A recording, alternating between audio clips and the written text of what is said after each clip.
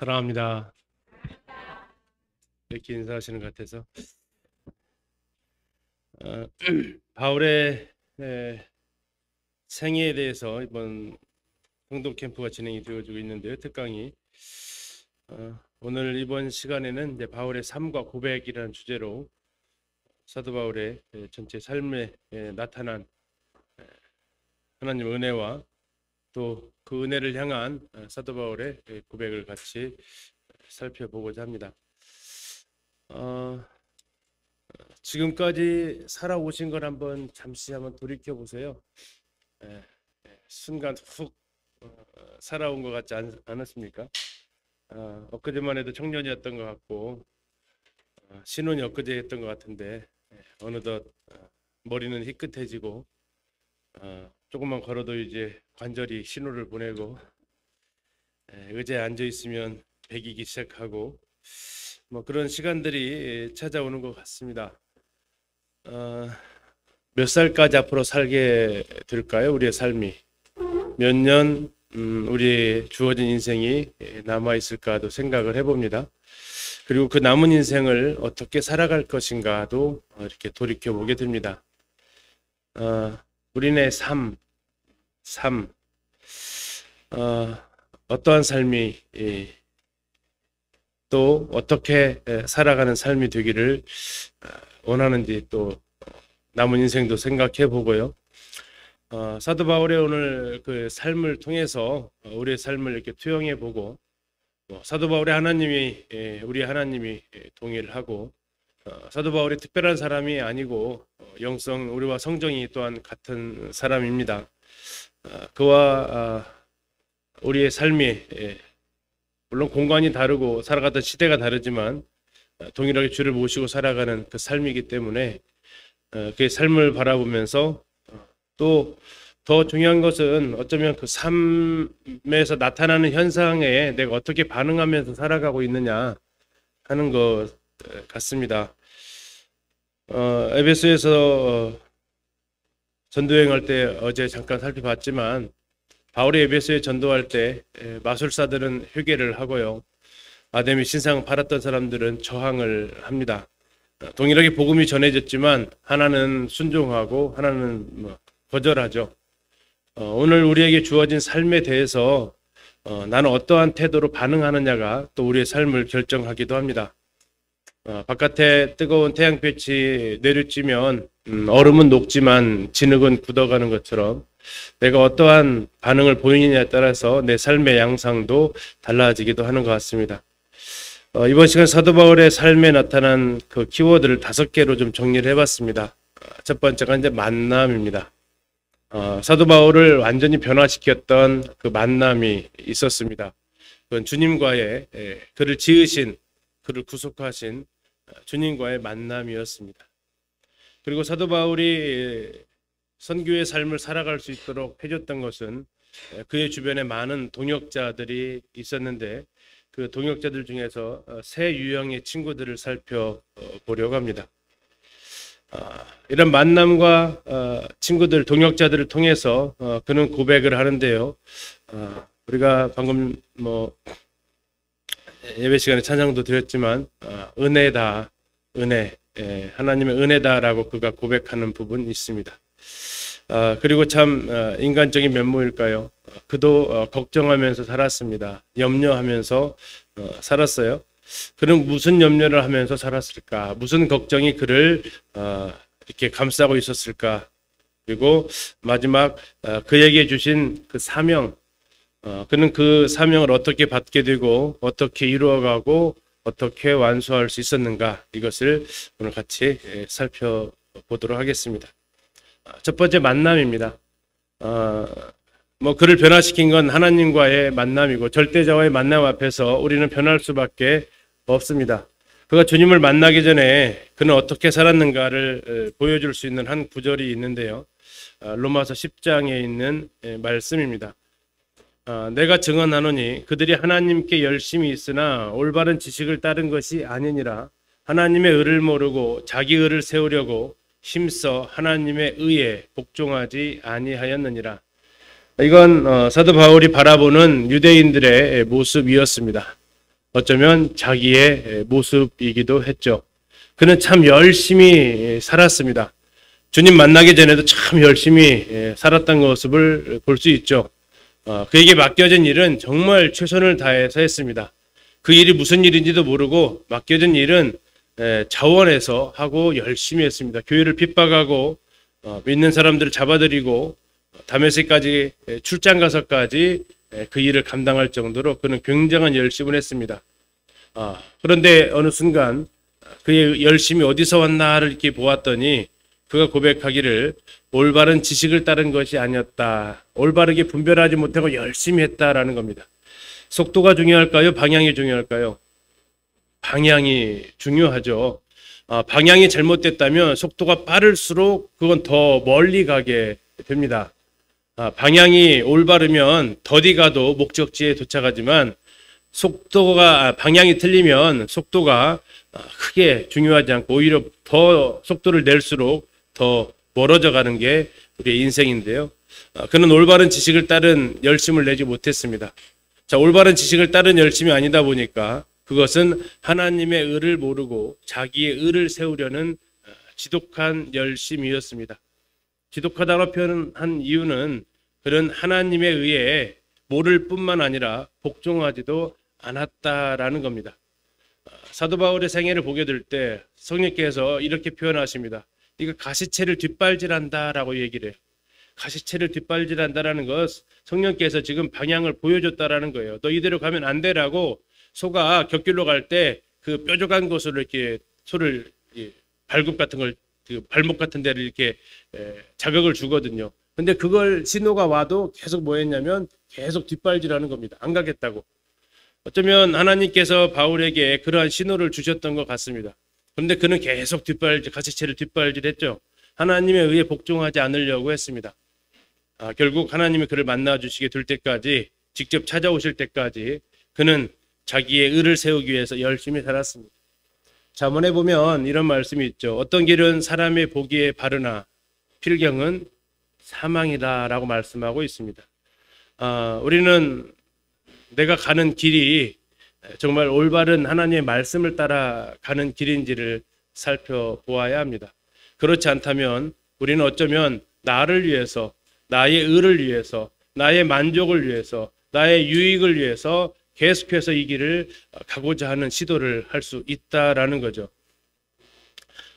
우리 성도님들은 나의 의를 세우기 위해서 살아가십니까? 하나님의 의를 이루기 위해 살아가십니까? 답은 정해져 있는데 정말로 그러한가 하는 것은 우리가 늘 살펴보아야 되는 거죠.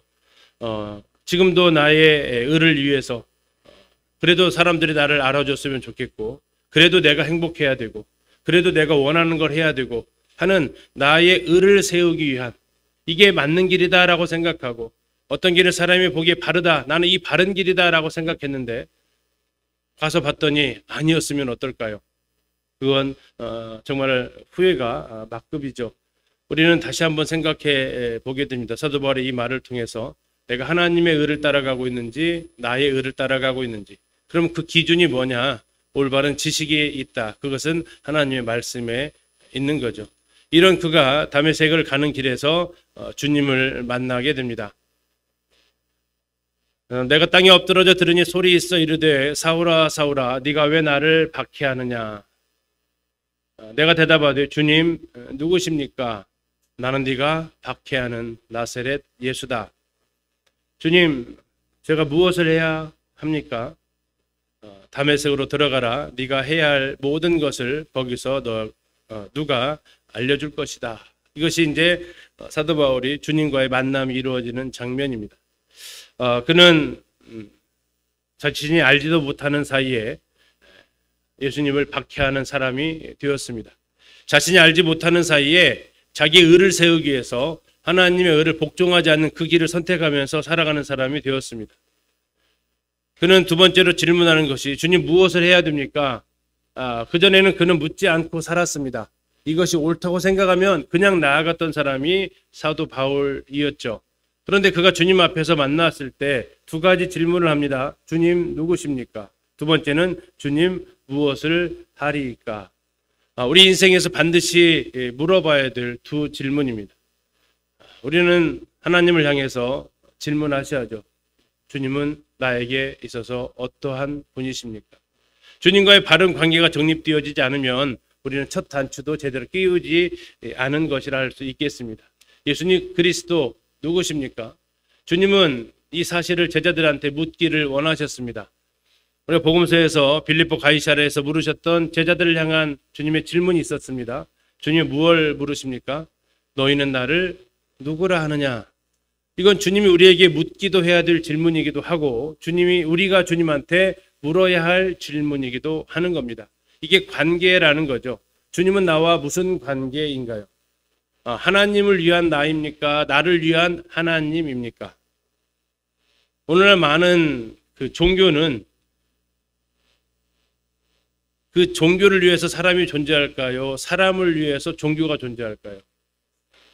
네. 사람들이 종교 생활을 하기 좋은 이유 중에 하나가 그 신들이 자신을 위해서 존재한다고 믿기 때문에 거기에다가 흔히 말하는 많은 것들을 바치는 일을 합니다. 왜요? 쉽게 얘기해서 100만 원 바치면 1000만 원의 효과를 내가 얻을 수 있다라고 생각하기 때문에 그렇죠.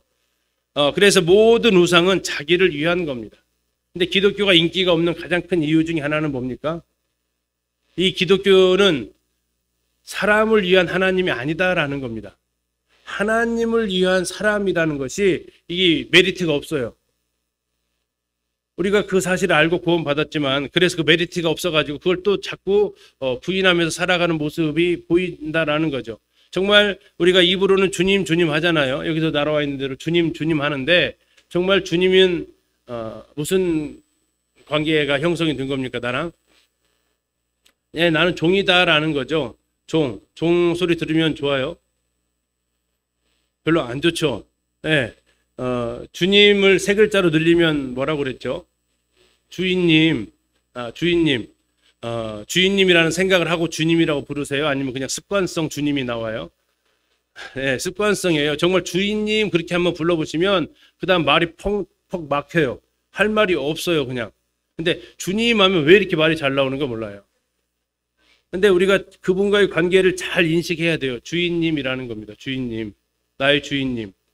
당신은 나에게 어떤 분입니까? 이 질문을 하셔야 돼요. 구원받은 이후에도 하셔야 되고 계속해서 우린 질문 앞에 서야 됩니다. 그러면 두 번째 질문이 나와요. 주인님, 뭘 해야 될까요? 하는 질문이 나온다라는 거예요. 근데 놀라운 것은 주님 하면 뭐 좀 해주세요. 이런 말이 나오고. 주인님 하면서 주님 앞에 우리는 물어야 되는 거죠. 주님, 제가 무엇을 해야 할까요? 그러면 주인이 지시를 해주신다라는 겁니다. 예, 네가 해야 할 모든 것을 가르쳐 줄 사람이 있다라는 거죠. 예, 우리는 주님 앞에 이 만남 앞에 서야 됩니다. 지금까지는 내가 하고 싶은 대로 내가 주인 되어서 내가 결정하면서 살아왔던 삶이었습니다. 이게 바울이 말했던 자기 의를 이루기 위해서 내가 옳다고 생각하는 길을 내가 결정해서 살아왔는데 이제 그 나를 창조하신 나를 구원하신 그분 앞에 서면 그분이 나의 주인이 되십니다. 그리고 우리는 그분이 원하는 것, 그분이 나에게 명령하신 것을 하면서 살아가야 된다는 걸 비로소 인식하게 되죠. 그리고 나서 이제 주님과의 만남 이후에 그는 이렇게 고백을 합니다. 같이 한번 읽겠습니다. 시작.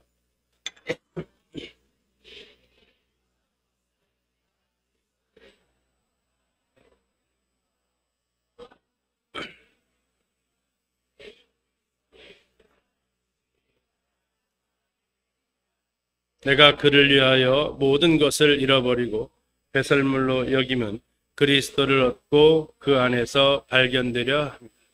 예, 그가 이제 고백을 합니다. 주님을 만난 이후에 그의 고백입니다. 나에게 유익하던 모든 것을 다 해로운 것으로 여기게 되었다. 그는 앞에서 로마서에서 표현한 대로 자기의 의를 세우기 위해서 자기의 만족을 위해서 살아왔던 사람이었습니다. 아주 열심히. 그랬던 그가 주님을 만나고 나서는 이게 유익하던 것이 나에게 오히려 해로운 것이었구나. 나를 위해서 세웠던 계획들이 나의 행복을 위해서 세웠던 계획들이 오히려 나에게 해로운 것이었구나라는 고백을 합니다. 그러면서 그거 고백하는 것은 내 주 그리스도 예수를 아는 지식이 그 무엇보다도 고상하다. 내가 그를 위하여 모든 것을 잃어버리고 배설물로 여긴다 이렇게 나와 있습니다. 배설물 하면 뭐가 떠오르십니까? 네, 화장실에다가 버리는 것들이죠. 그러나 이 헬라어 성경은 배설물이 화장실에 버리는 것이라고 말하고 있지 않습니다. 화장실에 버려지는 것은 예전에 저희 시골에 살 때 거름으로 썼습니다. 쓸모가 있어요, 없어요? 있습니다. 근데 여기서 말하는 그런 배설물은 쓸모 있다는 거예요, 없다는 거예요? 없다는 거예요. 그래서 헬라어 성경은 저것을 조금 더 자극적인 단어로 씁니다. 뭐라고 쓰냐면 쓰레기로 여긴다라고 얘기합니다. 쓰레기다라는 겁니다. 분리수거하는 쓰레기가 아니라 폐기용 쓰레기다라는 겁니다. 내가 그를 위하여, 예수 그리스도를 위하여 모든 것을 배설물로, 쓰레기로 여긴다라는 겁니다. 왜? 그것은 그리스도를 알아가는 데 있어서 방해가 되기 때문에, 그리스도를 따라가는 데 있어서 방해가 되기 때문에 이것은 버려야 할 것이다라는 거죠. 자, 쓰레기 버려보신 분은 알 겁니다. 아까우십니까? 전혀 아깝지 않습니다. 아낌없이 버립니다. 남김없이 버리는 것이 쓰레기입니다. 왜? 그 안에서 발견되기 위해서. 자, 이게 바로 구원받은 사람의 삶의 방향이 달라지게 된 겁니다. 이런 사람을 우리가 구원받았다고 말하는 거죠. 나를 위해서 살아왔던, 내가 옳다고 생각했던 것들이 하나님 말씀에 비춰봤을 때, 주님 말씀에 비춰봤을 때 옳지 않다라고 하십니다. 그 길은 하나님의 뜻이 아니라고 하십니다. 그때 이것을 쓰레기로 여길 수 있는 것, 나에게 해로운 것이다 라고 생각할 수 있는 것, 그래서 그것을 버리고 주님을 얻기 위해서, 주님을 알기 위해서 살아가는 그 방식이 사도 바울의 삶의 방식이 되었습니다. 이게 주님과의 만남이 그를 이렇게 변화시켰습니다. 두 번째, 그에게는 참 좋은 친구들이 있었습니다. 첫 번째 친구는 바나바였습니다. 사도행전 9장에서 바나바와 사울의 만남이 첫 번째로 등장을 합니다. 사울이 회심한 이후에 예루살렘을 찾아왔으나 예루살렘에 있었던 사도들은, 또 예루살렘에 있었던 제자들은 이 바울의 회심을 믿어주기가 어려웠습니다. 저거 지금 쇼하고 우리를 일망타진하기 위해서 저 간첩으로 들어온 것이다 라는 그런 의심을 할 정도였습니다. 그의 제자가 된 것을 믿지 않았다라고 이야기하고 있죠. 그때 나타난 사람이 바로 바나바였습니다. 바나바가 바울에 대한 보증을 서는 겁니다. 사울이 다메섹에서 어떻게 주님을 만났는지, 그가 어떻게 다메섹에서 복음을 전했는지에 대해서 사울의 말이 아닌 이 바나바의 말로 변호를 해주는 거죠. 왜 그렇습니까? 사도들이, 제자들이 사울 말은 못 믿어도 누구 말은 믿어요?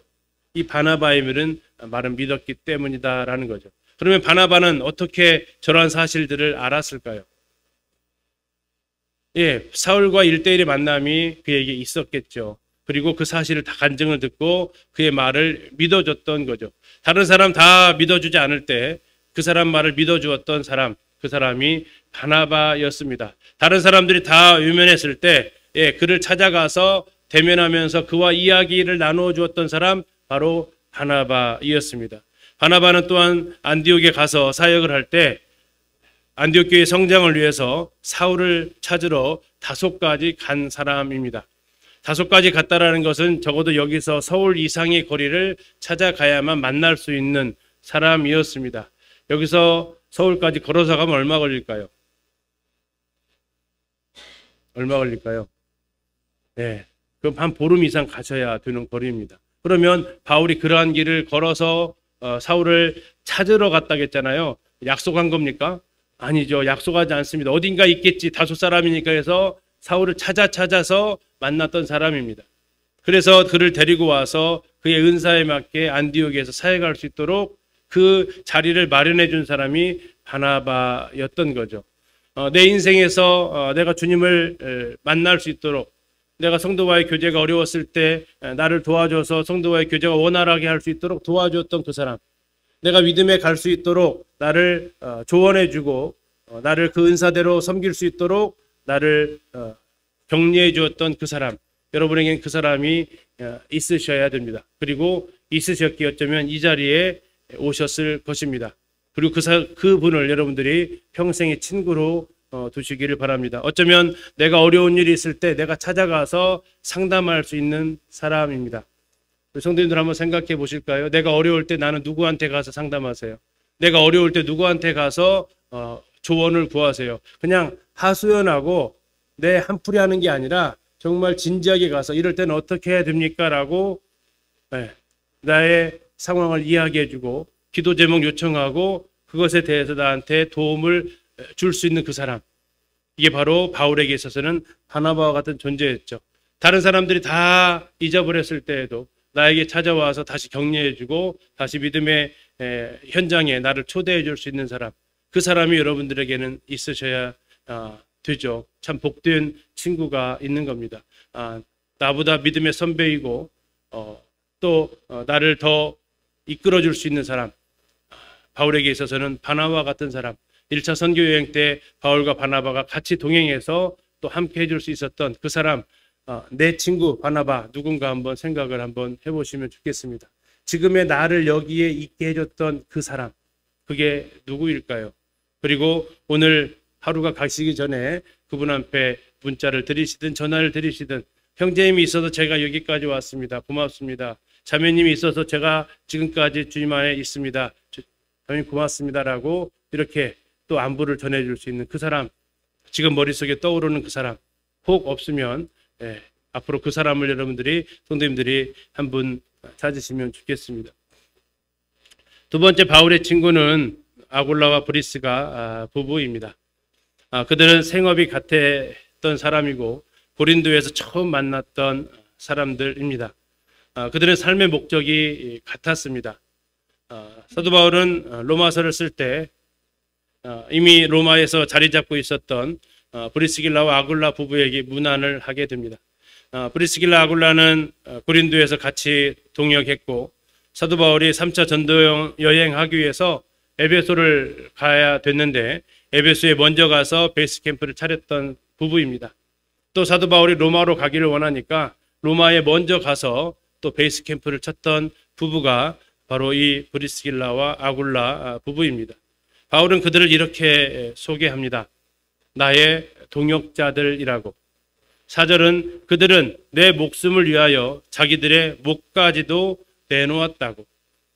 내 목숨과 맞바꿀 수 있을 정도의 동역자, 친구, 정말 함께 같은 목적을 향해서 나아갈 수 있는 평생의 동역자. 지금도 내 곁에서 함께 동역하고 있는 그 사람.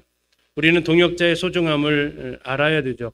어쩌면 내 일을 자기 일처럼 생각하면서 신경 써주는 사람, 내가 어려움에 처했을 때 마치 자기가 어려움 마냥 그 일에 발벗고 나서주었던 그 사람, 누가 혹시 떠오르십니까?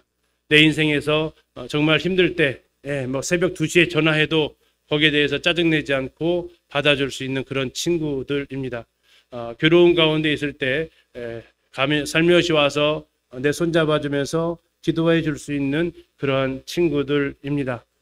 이게 바울에게 있어서는 목숨과도 같았던 동역자, 어쩌면 앞에서 나왔던 바나바와는 또 다른 의미의 친구라는 거죠. 우리에게 이런 동역자가 있으십니까? 이런 동역자가 있는 사람들은 참 행복한 사람이고 그래서 바울은 참 행복한 이 길을 간 사람이기도 합니다. 안타까운 것은 이런 친구들이 없어서 믿음의 길을 가다가 쉬고 있는 또 그 길에서 떠나 있는 지체들도 상당히 많이 있습니다. 어쩌면 내가 중요한 것은 나의 이러한 아굴라와 브리스길라 같은 사람은 누군가 라고 찾지 마시고 어쩌면 내가 아굴라와 브리스 같은 사람이 되어주면 더 좋은 친구가 바로 이러한 친구입니다. 이러한 친구를 찾아 나서기보다는 내가 이러한 친구가 되어주는 거죠. 누가 있으십니까? 한번 떠올려 보시고 그냥 어떤 할 얘기가 있어서 만나는 게 아니라 그냥 만나는 거. 이 사람들은 그냥 만날 수 있는 사람입니다. 언제든지 만나자고 해도 부담 안 되는 사람, 그 사람. 누구 떠오르세요? 이번 주 한 끼 식사 한번 해보셔도 좋지 않을까 싶어요. 세 번째 친구는 디모데와 디도와 같은 친구였습니다. 바울은 그들을 아들로 표현을 합니다. 디도도 디모데도 바울에게서는 아들과 같은 존재였습니다. 바나바가 사도 바울보다 더 위의 믿음의 선배였다면 아굴라 브리스길라는 믿음의 친구였고 지금 디모데와 디도는 믿음의 후배들입니다. 우리는 위로도 옆으로도 아래로도 친구를 가지고 계셔야 한다라는 거죠. 바울이 동역자로 데리고 다니면서 믿음을 얘기해주고 신앙을 얘기해주면서 그에게 하나님의 말씀을 가르쳐주고 그의 후계자로 키울 수 있었던 사람이죠. 디모데는 참 여린 사람이었습니다. 유약한 사람이라고 표현하기도 합니다. 심정이 참 고왔던 사람입니다. 마음이 한결같았던 사람입니다. 그러나 사람이 뭐라 할까요? 그 센 말 또는 이렇게 강하게 촉구하는 말 이런 걸 잘 못하는 사람. 근데 반면에 디도는 그 일을 참 잘해줬던 사람. 힘든 일 있으면 디모데는 못 보내도 디도가 있어서 바울에게는 참 든든했던 아들. 자녀들 여러 놔보시면 그런 느낌들이 있죠. 이 녀석은 아빠 닮고 이 녀석은 엄마 닮아서 서로 다른 이런 모습들. 그래서 그 모습들을 통해서 그 자녀들에 대한 또 기대가 달라지듯이 바울에게 있어서 이 참 아들 된 디모데, 참 아들 된 디도가 있어서 그는 이 사역을 다음 세대에게로 넘겨줄 수 있었던 거죠. 빛골 상목교회 장로님들 나이가 비슷해요? 차이가 많이 나요? 네, 걱정 되세요? 안 되세요? 저분들이 차례대로 은퇴 오실 것 같으세요? 비슷하게 은퇴 오실 것 같으세요? 네, 그래서 장로들의 책임이 뭐예요? 빨리 참 아들 때를 두시는 겁니다. 그게 내 아들일 수도 있겠지만 다른 아들일 수 있죠. 그래서 뿐만 아니라 우리 각 부서를 맡은 누구든지 우리가 믿음의 세대를 두지 않으면 이것은 이어달리기가 나에게서 끝나버릴 수 있다라는 거죠. 나의 참 아들 된 누구. 그래서 저희 교회에서도 지금 이제 장로들이 5인데 최근에 세워진 장로들한테 숙제를 하나를 낸 것이 그겁니다. 5년 안에 아들 만들기, 5년 안에 동역자 만들기. 뭐 1, 2년 사이에 되어지는 게 아니라 5년 후에는 항상 신방 다닐 때도 같이 다니고 또 하나님 말씀 가르쳐 주기도 하고 1대1의 관계를 맺어서 참 아들처럼 동생처럼 동역자처럼 세울 수 있는 그 사람을 기도 가운데서 준비해야 된다라고 이야기를 합니다. 그런데 쉽지 않습니다. 참 쉽지 않아요. 그런데 이것이 꼭 필요하다라는 거죠. 바울에게는 이렇게 아들처럼 여겼던 두 사람이 있어서 그의 믿음에 이어달리기가 가능했던 거죠. 위에서 졸업식 노래 혹시 기억나세요? 요즘은 거의 잘 안 부르는데 앞에서 끌어주고 뒤에서 밀며 함께 가야 될 사람들이 있었습니다. 바나바는 앞에서 끌어줬던 사람이고 디모데와 디도는 뒤에서 밀어줬던 사람이고 함께 갔던 사람들이 있었기 때문에 바울은 이 길을 갈 수 있었다라는 겁니다. 어쩌면 인생 신행의 길에서 제일 중요한 주님과의 만남이 있고 두 번째는 그 동역자들과의 만남이 있는데 바울은 이 동역자들을 참 위, 아래, 옆에 다 두고 있었다라는 거죠. 인생에 있어서 친구 하나만 더도 성공했다라는 말을 합니다만 적어도 신앙 안에서는 친구가 셋은 존재해야 됩니다.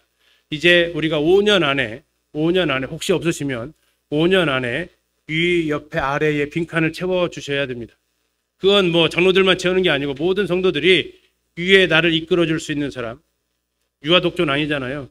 위에 이끌어줄 수 있는 사람, 또 뒤에서 내가 함께 격려해주면서 도와주면서 이끌어갈 수 있는 사람, 그리고 나랑 옆에 나란히 손잡고 갈 수 있는 사람. 빈칸 혹시 3칸 다 채워지신 분 계세요? 위, 아래, 옆에 3칸 다 채워졌어요? 네, 혹시 몇 칸 채워지셨어요? 혹시 3칸 다 빈칸이신가요? 자, 시간 5년 안에 그 칸이 채워질 수 있는 삶을 살아가셨으면 좋겠습니다. 이건 청년들도 동일합니다. 난 아직 젊으니까 밑에 없어. 아니요. 주일 학생들, 중고등학생들 열심히 가르쳐서 그들이 나의 친구가 되게 할 수 있습니다. 세 번째는 그가 깨달았던 은혜라는 고백입니다. 은혜. 뭐 성도들이 즐겨 부르는 찬양 중에 은혜, 송경민 목사의 은혜라는 찬양 많이 부르시죠. 은혜, 은혜, 은혜. 주님 은혜 아니면 살아갈 수 없다라는 고백을 하는데 사도 바울이 이것을 고백을 합니다. 첫 번째 사도 바울은 이렇게 고백합니다. 나는 사도 중에 가장 작은 자라. 나는 하나님의 교회를 박해하였으므로 사도라 칭함받기를 감당하지 못할 자니라. 10절 같이 읽겠습니다. 시작.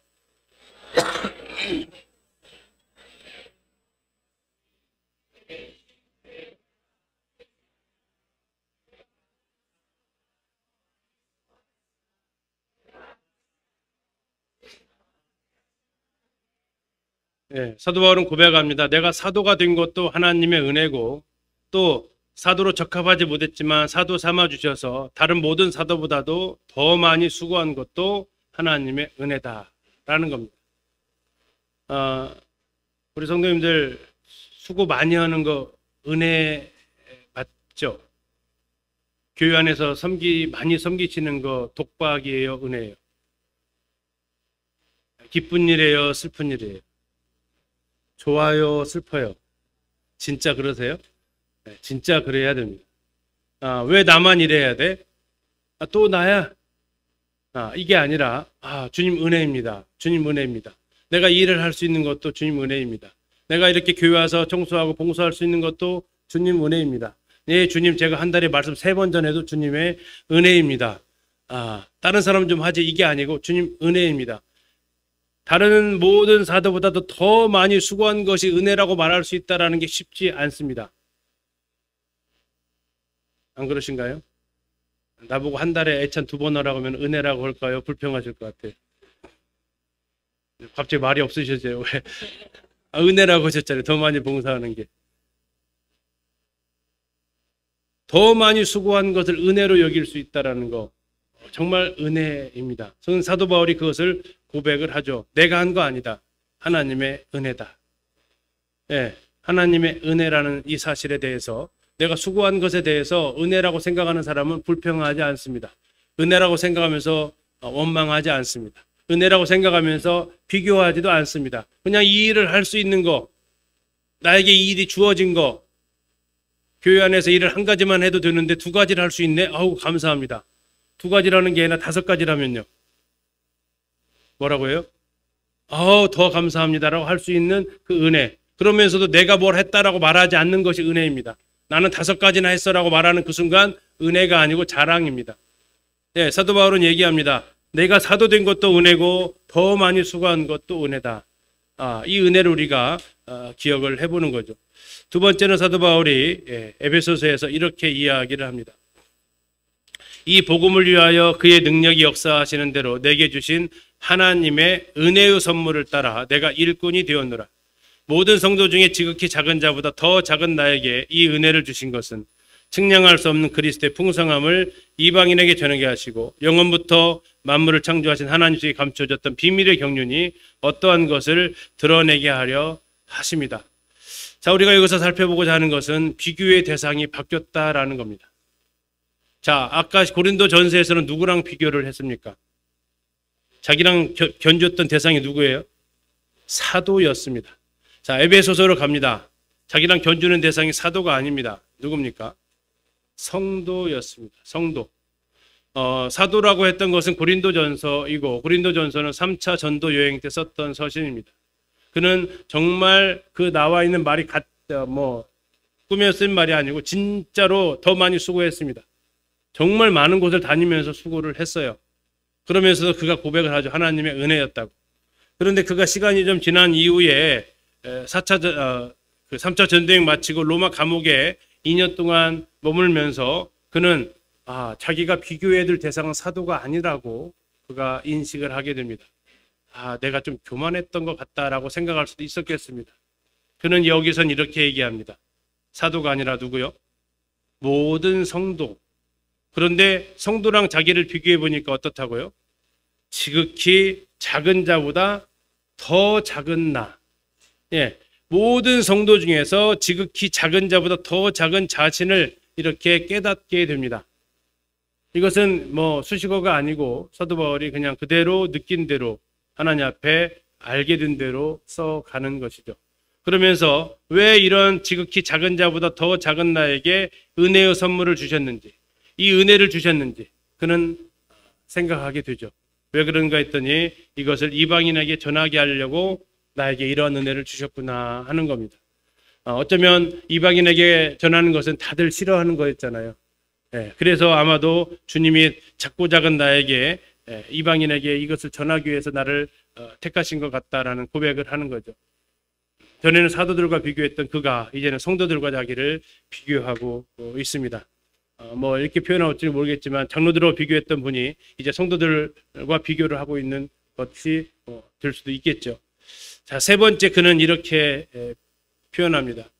우리 주의 은혜가 그리스도 예수 안에는 믿음과 사랑과 함께 넘치도록 풍성하였도다. 빛보다 모든 사람이 받을 만한 이 말이여 그리스도 예수께서 죄인을 구원하시려고 세상에 임하셨다 하였도다. 죄인 중에 내가 교순이라. 자, 이제 사도 바울은 비교의 대상이 또 한 번 바뀌었습니다. 누구랑 비교합니까? 죄인과 비교합니다.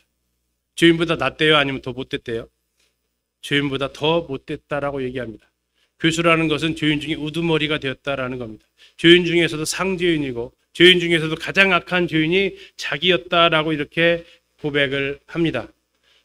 자, 그러나 그가 하나님의 은혜의 풍성함을 따라서 그가 구원을 받게 되었습니다. 그리고 16절에 왜 이런 일을 나에게 은혜를 주셨는가? 그가 고백하기를 내가 긍휼을 입은 까닭은 예수 그리스도께서 내게 먼저 일체 오래 참으심을 보이사 후에 주를 믿어 영생 얻는 자들에게 본이 되게 하려 하심이라. 쉽게 말하면 이렇습니다. 십자가에 달린 강도가 참 많은 사람 구원한다라고 얘기를 해요. 일명 그래요. 십자가에 달린 강도도 구원받았다면 나도 구원받을 수 있겠다 하는, 사도 바울 저 사람도 구원받았다라면 누구도 우리도 구원받을 수 있겠네 하는 그 본보기로, 야, 하나님은 누구도 구원시킬 수 있는 사람이라고요? 저 강도도 구원시킬 수 있대요. 하나님은 누구도 구원시킬 수 있다고요? 저 교회를 핍박했던 자들도 구원시킬 수 있다고요. 마치 손양한 목사가 자기 아들을 죽인 그 살인자를 갖다가 양자로 드리는 것처럼 하나님의 교회를 핍박했던, 하나님의 아들, 딸들을 죽였던 그를 데려다가 이 일을 맡기는 거죠. 그러면서 그가 고백을 하는 겁니다. 나도 구원받았는데 구원 못 받을 사람이 누가 있겠냐면서 이 본보기로 나를 구원하셨다. 내가 봤을 때 죄인 중에 우두머리가 구원받으면 누구도 구원받을 수 있습니까? 모든 죄인이 다 구원받을 수 있다라는 거죠. 이게 하나님의 은혜의 풍성함이다라고 고백합니다. 자, 그는 첫 번째는 이 디모데전서는 4차 전도 여행에 씁니다. 순서적으로는 이 세 책 중에서 가장 마지막에 쓴 책이에요. 제일 먼저 썼던 고린도전서에서는 사도들과 비교합니다. 그 다음에 썼던 에베소서에서는 성도들과 비교해요. 그리고 제일 마지막에 썼던 이 디모데전서에서는 죄인과 비교해요. 마치 내가 하나님의 은혜를 알아가면 알아갈수록 나타나는 현상입니다. 하나님의 은혜를 알아갔을 때 우리가 느끼는 현상은 뭐예요? 나는 빙산의 일각만큼 알고 있었다. 구원받았을 때 초기에는 빙산 바다 위에 떠올라 있는 내가 이만큼 죄인인 걸 알아요. 더 시간 지나면요, 그 밑에 있는 커다란 빙산이 이게 다 내 모습이구나라는 것을 점점점 알게 되죠. 구원받았고 성장하고 있다, 구원받고 성숙하고 있다라는 건 무엇입니까? 그리스도를 알아가는 것이고 나 자신을 알아가는 건데, 나 자신을 알아간다라는 건 내가 얼마나 죄악된 존재인지, 내가 얼마나 문제가 많은 사람인지를 알아가는 겁니다. 다시 말하면 예수님 아니면 안 되는 존재다라는 걸 비로소 알아가는 거예요. 예수님 아니면 가능성이 전혀 없던 게 나였구나. 그래서 오죽하면 하나님의 아들이 나를 위해서 죽었을까. 나는 예수님 아니면 감당이 안 되는 사람이구나. 이 사실을 아는 게 내가 신앙 안에서 자라고 있다는 하나의 모습이기도 합니다. 내가 누구라고요? 예수님 아니면 감당이 안 되는 사람. 예수님 아니면 감당이 안 되는 사람. 그분이 옆에도 앉아 계세요. 한번 보세요. 그런 사람인가? 옆에 분이 누구라고요? 예수님 아니면 감당이 안 되는 사람이에요. 교회는요, 거룩한 사람이라고 우리가 모이고 있지만요, 거룩한 이유가 뭐예요? 거룩해서 거룩한 게 아니고 그리스도께서 우리를 거룩하게 하셨기 때문에 거룩하게 된 사람들이에요. 어쩌면 그래서 교회는 예수님 아니면 감당이 안 되는 사람들만 모여 있는 곳이에요. 그래서 예수님이 빠지면 엄청나게 싸울 수 있는 데가 교회예요. 예수님 바라보니까 우리가 서로 참아주고 긍휼을 베풀 수 있지, 예수님 빠지면 엄청난 분열과 다툼이 있을 수 있는 것이 교회예요. 아, 교회가 왜 이래? 이게 아니라 원래 그래요. 원래 그렇다고요. 왜요? 예수님 아니면 안 되는 사람들은 다 모아놓은 것이에요. 자, 주인 중에 교수라면 감옥이라고 생각하면 누가 모인 곳이에요? 사형수들이 모인 곳이 교회예요. 사형수들이 모인 곳, 얼마나 가능성이 없는 곳입니까? 그러나 예수 그리스도를 말미암아서 은혜를 통해서 구원받은 사람들, 그래서 우리는 알면 알수록 하나님 앞에, 그 은혜 앞에 작아지고 더 작아지고 겸손해지게 되는 거죠. 네 번째 키워드는 염려입니다. 사도 바울은 이러한 선교 사역을 하면서 주님을 알아가면서 그의 마음 가운데 늘 이게 있었습니다. 이 외의 일은 고사하고, 이 외의 일은 사도 바울이 복음 전하면서 당했던 그 많은 고생들입니다. 3번 파선하고 40에 하나 감암매로 5번 맞고 태장으로 맞고 돌에 맞고, 이런 것들이 지금 이 외의 일이에요. 자, 이것은 그렇게 중요하지 않다라고 얘기하면서 날마다 내 속에서 눌리는 일이 있대요. 그것이 무슨 일입니까? 모든 교회를 위하여 뭐 한다고요? 염려하고 있다라는 겁니다. 여기서 모든 교회는 아마도 바울이 복음을 전했던 많은 교회들이 여기 해당이 될 겁니다. 바울이 염려한대요.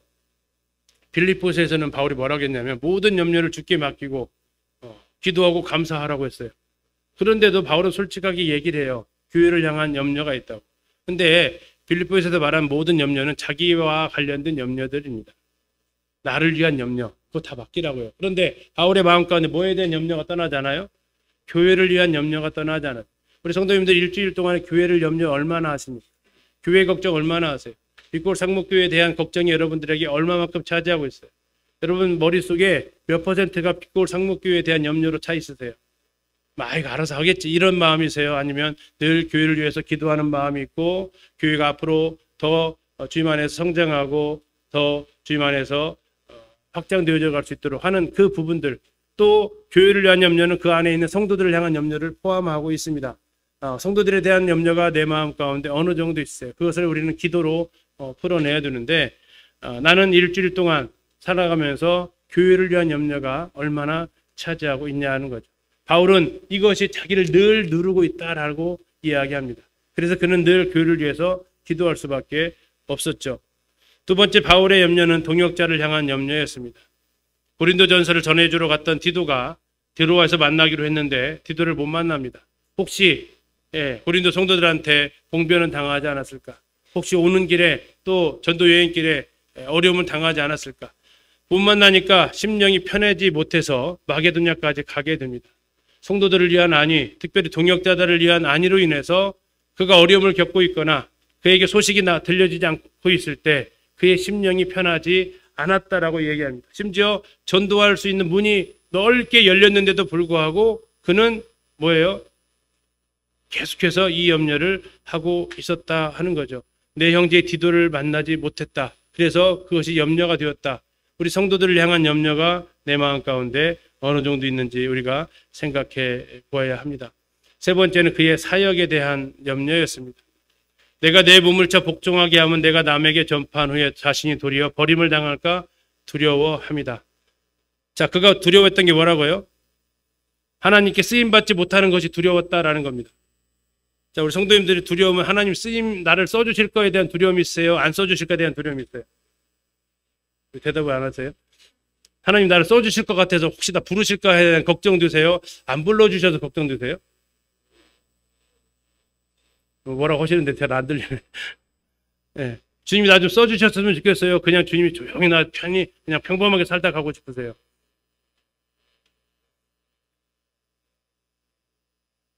독백을 하시나요? 자, 사도 바울의 걱정은요, 주님께로부터 쓰임받지 못하는 것에 대한 안타까움, 초조함, 두려움이었어요. 그래서 자신은 계속해서 몸을 쳐서 복종한대요. 마치 운동선수가 개체량에서 떨어지면 안 되니까 계속 훈련하고 식단 조절하고 하면서 그 체급 유지하는 그런 훈련 마냥 그는 계속해서 자신의 몸을 쳐서 복종하는데 왜 하나님이 나 안 써주시면 어떨까? 하나님이 이 일을 위해서 나에게 제외시키면 안 될까? 너 이제 여기까지 그만 하고 주님이 나를 하시면 어떨까? 하는 그 마음이 바울에게 늘 두려움으로 존재하고 있었다라는 겁니다. 오늘 성도님들 많은 교회학교 교사들이 그래요. 11월 달만 되라. 내년에는 내가 안 한다고 서편해야지. 이런 교사들이 굳은 마음을 잡는 분들이 간혹 계시다고 그래요. 그것은 사도 바울의 마음과는 전혀 다른 두려움입니다. 그 두려움은 나를 또 쓸까 두려워합니다. 이렇게 하면 사도 바울과는 다른 길을 가고 있는 거죠. 내 마음 가운데 주님께서 나를 사용하지 않으면 어떨까 하는 그 두려움이 바울에게 있었고 또한 우리에게도 있어야 하는 두려움이기도 합니다. 하나님께 쓰임 받을 것에 대한 두려움이 아니라 하나님께 쓰임 받지 못할 것에 대한 두려움이 바울에게는 늘 있었다는 겁니다. 끝으로 그래서 바울은 이 사명을 받아서 이루어가게 됩니다. 내가 달려갈 길과 주 예수께 받은 사명 곧 하나님의 은혜의 복음을 증언하는 일을 마치려 하면은 나의 생명조차 조금도 귀한 것으로 여기지 않는다. 생명과 사명을 그의 양팔 저울에 올려놨을 때 그는 생명보다도 뭐가 더 귀하다고요? 네. 자, 나의 사명이 있고 나의 생명이 있는데 이 사명을 마치려 하면은 이 생명이 귀하다고요, 안 귀하다고요? 안 귀하다고요. 어느 정도로 안 귀하다고요? 조금도 안 귀하다고요. 간당간당하는 게 아니라 저울이 확 올라가 버렸다고요. 사명의 무게가 확 내려간다고, 더 중하다고요. 생명은 곧 사명을 이루기 위해서 하나님께서 우리에게 주신 거라는 겁니다. 주님께서는 누구든지 나를 따라오려거든 자기를 부인하고 자기 십자가를 지고 따라오라 계세요. 십자가는요 뭡니까? 죽으러 가는 길입니다. 십자가는 내가 존재하는 이 땅에 온 이유가 예수님이 십자가예요. 그리고 그 십자가를 다 진다라는 건 그 사명을 완수한다라는 거고 그것을 위해서 예수님께서는 죽으셔야만 했다라는 겁니다. 사도 바울도 역시 마찬가지죠. 자신의 이 사명을 이루기 위해서 마치기 위해서는 이것이 생명을 요구한다고 했을 때 드리죠 라고 말할 수 있다라는 겁니다. 이 사명의 가치를 그가 생명과 비교를 해서 알게 됩니다. 그리고 이 일을 위해서 그는 달려가게 돼요. 자, 그런데 이 사명의 가치를 알았지만 연료가 필요합니다. 연료. 자동차 아무리 2억 주고 사도 뭐 없으면 못 가요. 전기차는 배터리 있어야 되고 휘발유차는 휘발유 넣어야 되고 연료 없으면 못 가잖아요. 자, 이 가치가 있어요. 그런데 이 가치가 있는데 이 가치를 달려가기 위해서 연료가 필요한데 연료가 뭘까요? 무슨 힘으로 이것을 가냐 이거요. 사명을 이루어가는데 무슨 힘으로 이것을 가져가냐고요. 바울은 이렇게 얘기합니다. 그리스도의 사랑이 우리를 강권하셨다. 우리가 생각하건대 한 사람이 모든 사람을 대신하여 죽었은즉 모든 사람이 죽은 것이다. 그가 모든 사람을 대신하여 죽으심은 살아있는 자들로 하여금 다시는 그들 자신을 위하여 살지 않고 오직 그들을 대신하여 죽었다가 다시 살아나신 이를 위하여 살게 하려 합니다. 무엇이 그를 지금 움직이고 있다고요? 그리스도의 사랑이요. 강권한다라는 표현이 드라이빙한다라는 겁니다. 그리스도의 사랑이 나를 지금 움직여가고 있다라는 겁니다. 자, 원동력이 뭐냐면 주님께서 나에게 부르신 그 사명이 있어요. 근데 이 사명의 가치가 놀라워요. 근데 무엇을 가지고 여기 연료를 삼아서 가냐면 이건 주님을 향한 사랑이다라는 거죠. 왜 그리스도의 사랑입니까? 그리스도께서 우리를 위해서 우리를 사랑하셔서 죽으셨단 말이에요. 그러면 우리도 그 그리스도의 사랑이 주님을 위해서 죽게 만드는 그 동일한 원료라는 거죠. 주님께서 십자가를 이 땅에 지신 것은 우리를 향한 사랑이었고 그래서 그분은 죽기까지 사랑하셨습니다. 우리도 주님이 나에게 맡겨주신 그 사명이 있다면 그 사명을 이루어가는 데에서 우리가 사용하는 연료는 원동력은 주님을 향한 사랑이라는 겁니다. 그리고 그 사랑을 알 때 다시는 나를 위해서 살지 않는다라는 겁니다. 왜? 주님이 주님을 위해서 살지 않았기 때문에. 주님이 나를 사랑하셔서 주님 자신을 위해서 살지 않았듯이 나도 주님을 사랑해서 나도 나를 위해서 살지 않는다. 이것이 사도 바울이 가지고 있었던 사명의 원동력입니다. 그 연료를 가지고 그는 그 사명을 이루는 데까지 나아가게 되는데 그 과정 속에서 그는 이렇게 이야기합니다. 목적이 방법을 정당화할 수 있을까요? 목적이 선하면 과정은 아무렇지 않아도 괜찮을까요? 목적이 과정을 신성하게 만들지 못합니다. 목적이 선하면 과정도 선해야 되고 방법도 선해야 돼요. 바울은 그렇게 해서 이렇게 이야기를 하는 겁니다. 자기는 이 일을 감수하면서 하나님과 사람 앞에서 양심에 거리낌 없이 살아가기를 힘썼다고. 예, 양심에 거리낌이 없는 거 참 쉽지 않습니다. 더군다나 하나님 앞에서. 그리고 그것은 내 마음만 있으면 되는 게 아니라 사도 바울은 이것을 위해서 힘썼다라고 이야기를 합니다. 더 나아가서 무엇을 힘썼냐? 사도 바울이 은혜의 복음을 전하는 일에 있어서 복음만 달랑 전하지 않았다라고 고백을 하죠. 무엇까지 주었습니까? 자신의 목숨까지도 주었다라는 겁니다. 그 이유가 뭡니까? 사랑하기 때문에.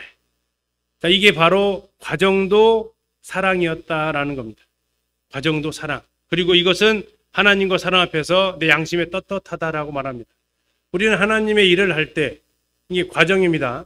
우리가 아까 했던 대로 아이고 교회에서 봉사하는 것도 은혜입니다라고 하지만 이 과정 속에서 우리는 사사로운 것들이 끼어들 수 있어요. 누군가 나를 알아줬으면 좋겠고 칭찬해 줬으면 좋겠고 격려해 줬으면 좋겠고 하는 이런 마음들이 나에게 들어오게 되면 지금 나는 양심의 거리낌이 생겨버리는 겁니다. 하나님 앞에서 정말 사랑으로 이 일을 할 때, 그 과정도 아름다운 거죠. 더 나아가서 사명자 이 자세가 뭐였냐면 두 가지를 바울이 표현을 하고 있는데요. 이 일이 있으니 바울이 마게도냐와 아가야를 거쳐 예루살렘에 가기로 뭐 했습니까? 작정했습니다. 두 번째는 사도행 21장에서 나는 주 예수의 이름을 위하여 결박당할 뿐 아니라 예루살렘에서 모두 죽을 것도 뭐 했다고요? 각오했습니다. 내가 주님을 위해서 작정하고 각오한 게 혹시 뭐 있으세요? 주님께서 나에게 맡겨주신 이 일을 감당하기 위해서 내가 작정하고 각오한 거 혹시 뭐 있으시냐고. 나는 무엇을 작정했습니까? 나는 무엇을 각오하고 있습니까? 이게 없다면 사명이 생명보다 귀하다고요? 그게 진실일까요? 사도 바울은 고백했는데요. 자신의 생명이 사명보다 아무런 것도 아니다라고 고백을 하는데 그렇다면 그걸 무엇으로 입증했습니까? 그는 작정합니다. 각오합니다. 나는 무엇을 작정하고 각오해 본 적이 있냐 하는 거죠. 이것이 있어야 우리는 이 길을 가고 있다라고 어쩌면 말할 수도 있죠. 예루살렘에 가기로 작정한 것이 가다가 많은 형제들이 가면 잡힙니다라고 막아요. 두루에서도 막고 가이사랴에서 와서 막아요. 성령께서 말씀하셨다고. 가면 잡힌다고. 바울이 뭐라고요? 작정했기 때문에 자, 예루살렘에 가기로 에베소에서 뭐 했냐면 작정을 했어요. 그런 작정을 했기 때문에 지금 그가 뭐라고도 말할 수 있습니까? 각오도 해요. 물론 20장에 성령께서 이미 각 성에서 성을 옮겨 다닐 때마다 너 예루살렘에서 너에게 환란이 기다리고 있다. 네가 지금 작정했지? 환란 기다리고 있다. 그래도 갈래? 네, 그래도 주님 가겠습니다. 저는 죽을 각오까지 했습니다라고 그는 그 길을 가고 있습니다. 주님께서 부르신 그 길은 고속도로 아닙니다. 주님께서 주신 그 길은 넓은 길 아닙니다. 주님 뜻에 순종하는 길은 안락한 길이 아니다라는 거죠. 그 길은 어쩌면 작정과 각오가 필요한 그 길이죠. 작정하고 각오한 것은 누가 시킨 겁니까? 아닙니다. 자발적으로 나오는 거예요. 어떤 일을 할 때 시키는 것만 하는 분들 계시죠. 이거 하면은 괜히 찔리는데 집안에서 이거 하라고 하면 저는 그것만 딱 해놔요. 아내가. 그럼 아니 그 옆에 것도 해야지. 그건 안 시켰잖아. 이렇게 하는 사람이 안 보여서 그래요. 안 보여서. 하는데 이게 이 일에 대해서 사명자는요. 보여요. 그리고 그것을 해요. 근데 사명자 아닌 사람은 시키는 것만 하는데 이 사람은 지금 시키는 것만 하는 사람이 아니에요. 하다 보니까 마게도냐에 가야겠고 아가야도 가야겠고 예루살렘도 가야겠어요. 내가 가야겠다. 이것을 완수하기 위해서 가야겠다라고 작정을 한 거죠. 마지막 그래서 그는 정말 부러운 말을 남기고 이 사명을 완수합니다. 전제와 같이 내가 벌써 부어지고 나의 떠날 시각이 가까웠도다. 나는 선한 싸움을 싸우고 나의 달려갈 길을 마치고 믿음을 지켰다. 이제 후로는 나를 위하여 의의 면류관이 예비되었다. 어쩌면 사명을 완수한 사람만이 기대할 수 있는 표현이기도 합니다. 우리는 달려갈 길을 마쳤다라고 우리의 인생이 끝나는 날 고백할 수 있기를 바랍니다. 우리의 인생이 끝나는 날 믿음을 지켰다라고 고백할 수 있기를 바랍니다. 우리 성도님들, 나랑 같이 침례받았던 분들 중에 주변에 안 계시는 분들 있지 않나요? 네. 빛골 상무로 같이 나왔던 분들 중에 또 안 계시는 분도 계시고요. 구원받은 초기에 같이 옆에 있던 성도들 중에 안 계신 분들 계세요. 저도 마찬가지입니다. 저랑 같이 침례받았던 제 친구들 없어요. 어디 갔어요. 어쩌면 믿음을 지킨다라는 건 그와 같이 쉽지는 않은 길이라는 겁니다. 많은 어려움들이 있고 유혹이 있어요. 그러나 믿음을 지킬 수 있었다라는 것, 나의 달려갈 길을 마칠 수 있었다라는 건 참 놀라운 신앙의 고백이기도 하죠. 그것으로 끝나는 게 아니라 나를 위해서 의의 면류관이 예비되었다. 면류관을 바라보면서, 저 면류관이 왜 중요합니까? 써야 되니까 중요해요? 드려야 되니까 중요해요? 주님께 드려야 되니까 중요해요. 계시록에 가서 보시면 24장로들이 자신의 면류관을 주님 앞에 내어드립니다. 주님 앞에 가서 나를 구원하시고 나를 사랑하시고 주님께 뭔가 드려야 될 거 아닙니까? 뭐 갖다 드릴래요? 뭐 갖다 드리실 거예요? 주님이 받으신 게 면류관이라는 거예요. 성경에 5가지 면류관이 있는데 그 중에 하나라도 면류관 받아서 주님 앞에 드려야죠. 다 성도들 면류관 벗어서 드리는데 나는 아무리 벗으려고 해도 쓰고 있는 면류관이 없으면 얼마나 그때 주님 앞에 죄송스럽고 부끄럽겠어요. 그는 이제 주님 앞에 드릴 게 준비되어져 있어요. 마치 명절에 부모님 찾아뵈려고 선물 준비하는 자식들의 마음처럼 내가 주님 이제 갑니다. 그리고 주님 빌 때 제가 빈손으로 안 갈 수 있어요. 주님, 제가 주님께 드릴 면류관 가지고 갈 수 있게 됐어요. 주님 찾아뵐게요 하면서 그가 그 길을 마치게 되었다라고 고백을 하죠. 우리의 삶과 그 삶을 신앙생활 하면서 나는 어떠한 고백을 하고 살아가는지 생각하면서 바울의 만남, 그리고 3명의 친구 빈칸 채워보세요. 위, 아래, 옆에. 그리고 주님께서 나에게 주셨던 그 사명, 그 사명을 이루기 위해서